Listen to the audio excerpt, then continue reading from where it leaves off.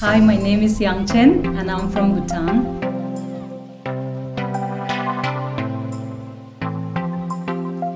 My family came to accept Christ when my mom was healed, actually. We were very young, little children, and doctors sent my mom back home because she was severely ill and they said there was nothing they could do for her. And my mom grew up in a very Orthodox Hindu family where they performed pujas for healing and everything. But my grandfather was one of the head priest.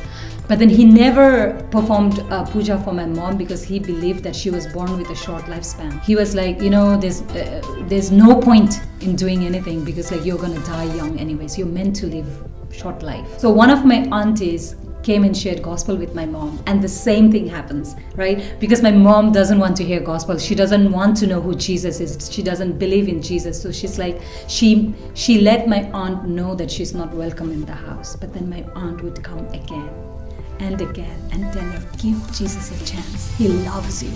He is more than able to heal you. Just give Jesus a chance. It came to a point where my mom kept refusing and my aunt was like, you know what? Everyone thinks you're gonna die and you have accepted you're gonna die, so you're gonna die anyways. Why don't you give Jesus a chance? Because if you live, then you will know true God, your spirit will be saved, and your children will have a mom. So she was like, okay, I'm gonna, go to this conference. Yeah, my mom says it was a whole day conference. She doesn't remember what the person said, but in the end, somebody came and prayed for her and just said, just touched her and said, be healed in the name of Jesus. And then the next day she was healed, actually. She has outlived her parents and half of her family, and she's strong and healthy, and she's still telling people about Jesus. She's still praying for people.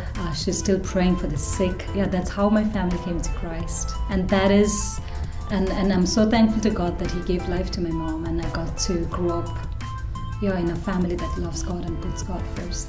Like I said, I always grew up knowing Jesus, in a very close relationship with Him. During my college years, during my university days, I was in a relationship. I chose to be in a relationship that I knew was not right for me. If I met a guy that I liked, I would always pray to God.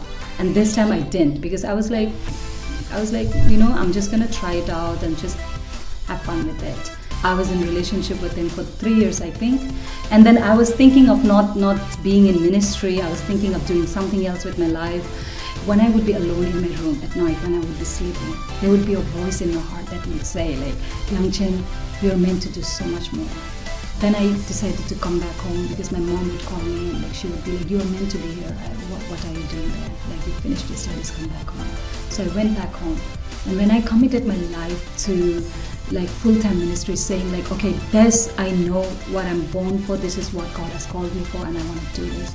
So one thing God told me clearly was living that person will be the first step of obedience that I take towards following Him, which was the craziest thing for me, because I was in a place wherein I was very, very close to that person, and I couldn't imagine a day that I would go without talking to him. I tried letting go of him and I couldn't.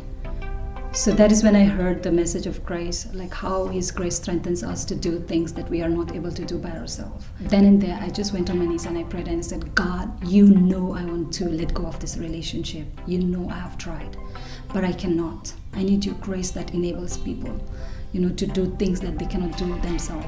It will sound stupid, but then I said, God, I want to wake up one day and just realize that I'm free.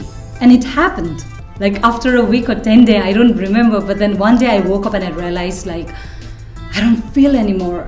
I don't feel attached anymore. I don't feel like I need to call him anymore. And it was such a freedom.